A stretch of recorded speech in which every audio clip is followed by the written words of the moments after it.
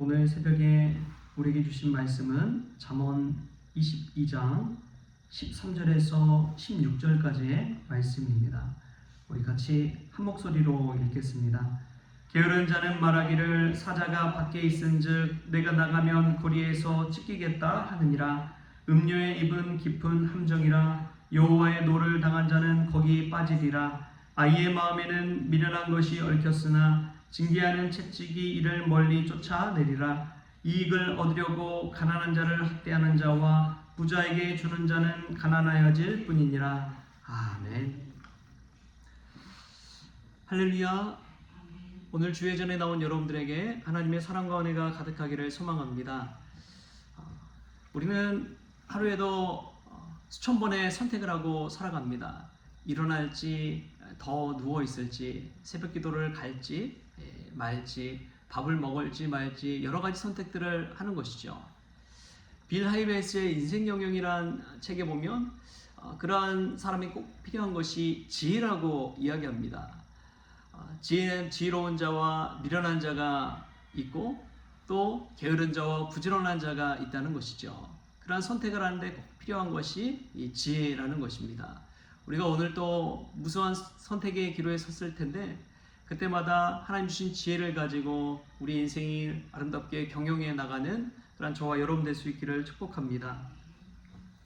오늘 말씀 보면은 이런 말씀이 나옵니다.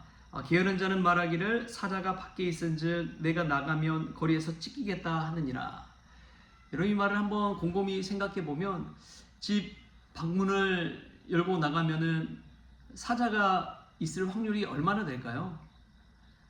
거의 없는 것이죠. 그러니까 무슨 말이냐? 늘 핑계를 댄다는 것입니다. 핑계를 대면서 인생을 살아간다는 거예요. 그러면서 그냥 방 안에만 머물러서 아무것도 하지 않고 게으른 인생을 살아간다는 것이죠. 여러분 밖에 나가면 위험이 있습니다. 사고 위험도 있고 여러 가지 위험이 있지만 그러나 그러한 사고를 당하지 않을 확률이 훨씬 더 큽니다. 그렇기 때문에 두려움과 무서움 대신 어떠한 상황과 환경에 핑계를 대는 대신 우리가 부지런한 삶을 살아가야 된다. 그런 이야기를 하는 것이죠. 핑계댄다는 것은 다른 말로 하면은 책임감이 없다는 것을 이야기합니다. 남 탓하고 핑계대고 하다 보면 자기가 해야 할 일을 할 수 있어요, 없어요? 못하게 되는 것이죠.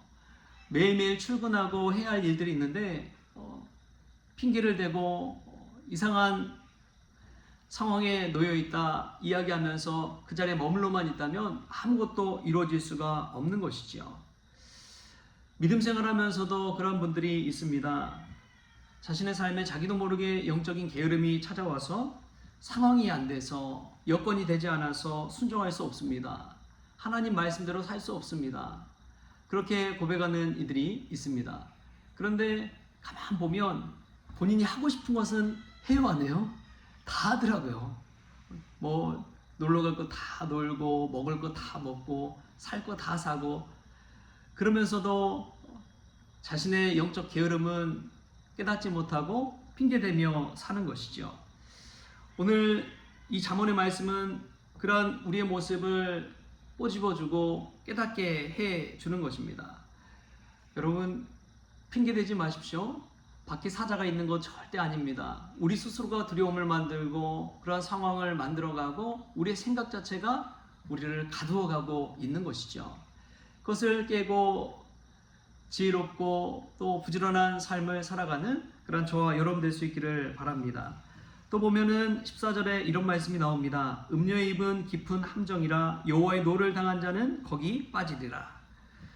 이 본문의 말씀은 인생의 함정에 관해서 우리에게 이야기하고 있습니다. 이 함정과 올무는 정말 안 좋은 모습으로 나타나는 것이 아니라 겉보기에는 달콤하고 매력적으로 나온다는 것입니다. 그러한 삶을 추구하다 보면은 자기도 모르게 그 깊은 함정에 빠져서 자신의 인생을 망쳐버리고 마는 것이죠. 그 끝은 영적인 파멸과 하나님의 진노뿐임에도 불구하고 그 덫과 함정에 빠지는 이유가 있습니다. 여러분 사냥꾼이 덫을 놓을 때에 덫 가운데 무엇을 넣습니까? 먹을 거 미끼를 놓습니다. 아주 맛있는 미끼, 향기 나는 그러한 미끼를 놓고 기다리는 것이죠. 그럼 배고픔에 또 자기의 본능을 억제하지 못해서 그 덫에 빠지고 마는 것입니다. 그 맛있는 조그만 음식을 먹기 위해서 자기의 생명을 잃을 수도 있는데도 불구하고 그 음식을 미끼를 무는 것이죠. 인간에게도 이런 미련함이 있다는 것입니다. 여러분, 깊은 함정에 빠지는 것은 겉보기에는 좋아 보이고 행복해 보이고 사랑이 충만해 보이지만 결국에는 그것은 죽음으로 이끌어간다는 사실, 그 함정에 한번 빠지기 시작하면 돌이킬 수 없다는 사실을 우리가 깨달아야 됩니다. 그래서 우리 예수님이 늘 그러셨죠. 큰 길로 큰 문으로 가기보다 좁은 길 좁은 문으로 나아가라. 남들 다 가려는 그 길이 아니라 아무도 가지 않으려는 그 길을 걸어가라. 여러분, 믿음 생활은 이와 같습니다. 행복해 보이고 좋아 보이는 거 그게 다가 아니라 십자가의 길, 좁은 문에 참된 구원과 참된 생명이 있다고 이야기해 주는 것이죠. 인생의 덫에 빠지지 말고 좁은 길, 좁은 문으로 나아가는 그런 저와 여러분이 될 수 있기를 축복합니다. 또 보면은 15절에는 자녀 교육에 관한 이런 이야기가 나옵니다. 아이의 마음에는 미련한 것이 얽혔으나 징계하는 채찍이 이를 멀리 쫓아내리라. 누구나 아이는 경험이 부족하죠. 지식이 부족합니다. 그렇기 때문에 호기심을 가지고 뭔가 해보려고 그래요. 그런 아이들에게 우리 어른으로서 어떠한 것을 해줄 수가 있을까? 늘 좋은 말만 하면 모르겠지만 때로는 아이들에게 매를 들어서 참된 교육을 할 때가 필요하다는 것이죠. 저도 아이 때 미련할 때 이 좋은 스승님, 선생님들을 볼 때 때로는 그냥 착하게만 대하고 좋게만 이야기하고 하신 선생님은 이름도 기억이 나지 않아요. 그런데 정신 번쩍 들게 하고 매를 든 선생님들은 이름이 그냥 다 기억이 납니다. 아주 그냥 뇌리에 남아있는 것 같아요.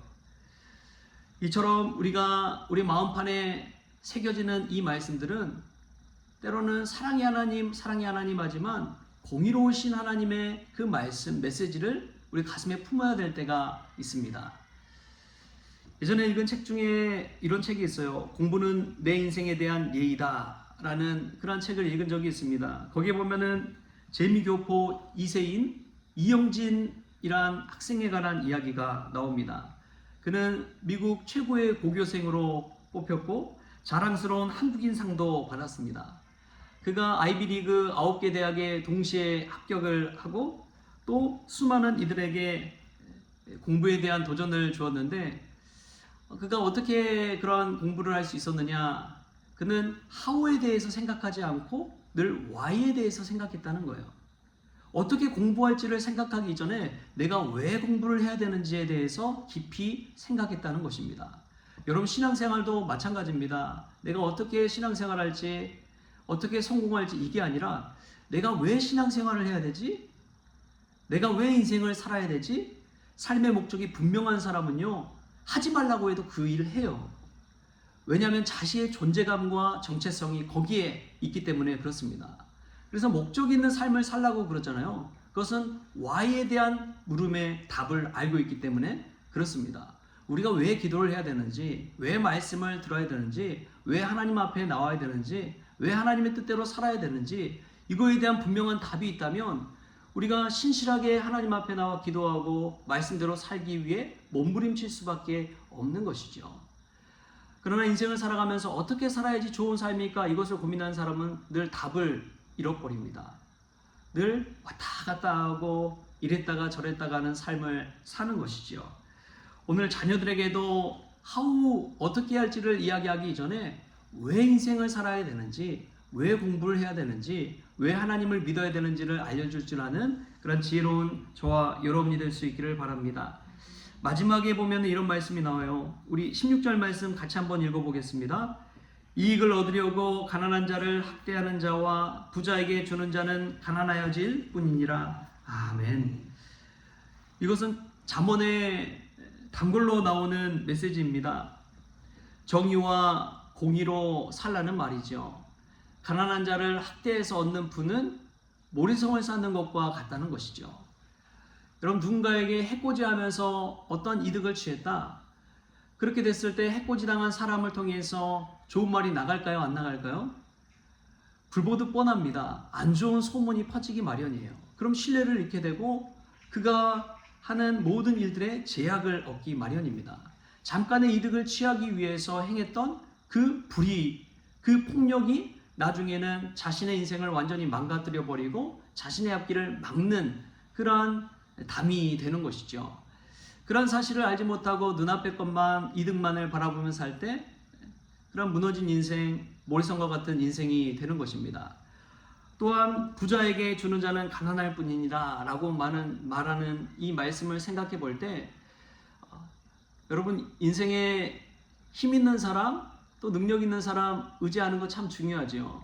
근데 그 의존하는 인생은요 결국엔 자기 인생을 빼앗겨 버립니다. 늘 끌려다니는 인생을 살아요. 그래서 이 말씀은 한 번뿐인 인생 가난하더라도 자기 주도권을 가지고 살라라는 이야기입니다. 자기 주도권을 가지고 인생을 살라는 거예요. 내 인생 한 번뿐 아닙니까? 그런데 왜 남들 부러워하면서 그 사람들 쫓아가는 인생을 사느냐 이 말씀을 하고 있는 것이죠. 여러분 신앙도 마찬가지입니다. 부모님이 신앙생활 잘한다고 해서 나의 구원이 보장되는 것은 아닙니다. 내가 정말 믿음생활 하나님 앞에서 깨어있으면서 신앙생활을 해야지 부모님 의지하고 누구 의지하고 그 사람 없으면 어떻게 할 거예요? 신앙생활을 못하는 것이죠. 그렇기 때문에 여러분 세상에 잘 나간다는 사람 의지하지 마십시오. 그 대신 하나님 앞에서 깊이 기도하고 묵상하시면서 한 번뿐인 인생을 어떻게 하나님 안에서 살아갈지를 고민하십시오. 누가 내 인생 대신 살아주는 거 절대 아닙니다. 부모님이 대신 저보다 공부해서 뭐 수능 잘 볼 수 있는 것도 아니잖아요. 그렇기 때문에 우리는 오늘 하루를 살아가더라도 내가 정말 하나님 앞에서 어떠한 삶을 살아가야 될지 주도적인 인생을 살아갈 수 있길 바랍니다. 아무도 기다려주지 않아요. 이 시간 나를 대신해서 살아줄 수 없습니다. 그렇기 때문에 우리가 오늘 이 말씀 속에서 하나님이 내게 주신 인생의 분명한 목적을 발견하고 그 길을 주도적으로 살아갈 수 있는 저와 여러분 될 수 있기를 주신 예수님의 이름으로 축원합니다. 기도하시겠습니다.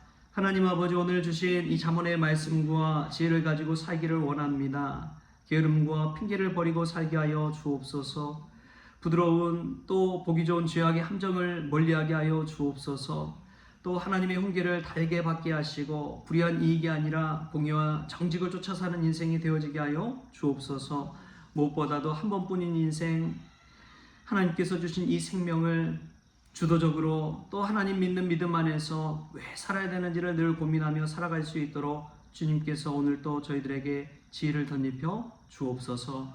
감사하며 예수님의 이름으로 기도하옵나이다. 아멘. 우리 주님이 가르치신 기도로 오늘 새벽 기도를 마치겠습니다. 하늘에 계신 우리 아버지여 이름이 거룩히 여김을 받으시오며 나라가 임하시오며 뜻이 하늘에서 이루어진 것 같이 땅에서도 이루어지이다. 오늘 우리에게 일용할 양식을 주시옵고 우리가 우리에게 죄진 자를 사하여 준 것 같이 우리 죄를 사하여 주시옵고 우리를 시험에 들게 하지 마시옵고 다만 악에서 구하시옵소서. 나라와 권세와 영광이 아버지께 영원히 있어옵나이다. 아멘.